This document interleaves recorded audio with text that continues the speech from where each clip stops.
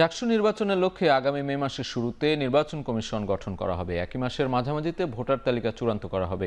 তবে নির্বাচনের তারিখ ঘোষণার বিষয়টি এখনও চূড়ান্ত করা হয়নি বলে জানিয়েছে বিশ্ববিদ্যালয় প্রশাসন। মঙ্গলবার বিশ্ববিদ্যালয়ের জনসংযোগ দপ্তর থেকে এক বিজ্ঞপ্তিতে তথ্য জানানো হয়। বিজ্ঞপ্তিতে বলা হয়েছে, ডাকসু নির্বাচন নিয়ে অংশীজনদের আলোচনা শুরু হয় গত বছরের ডিসেম্বরে। একই মাসে গঠনতন্ত্র চূড়ান্ত করে ছাত্র সংগঠনগুলোর কাছে পাঠানো হয়েছে। গত জানুয়ারি মাসে code of conduct review committee করা হয়। এ দুটি চূড়ান্ত হওয়ার পর সিন্ডিকেটে অনুমোদনের অপেক্ষায় আছে। নির্বাচন কমিশন রিটার্নিং কর্মকর্তা ও সহকারী রিটার্নিং কর্মকর্তা নিয়োগ সম্পন্ন হবে মে মাসের প্রথমার্ধে।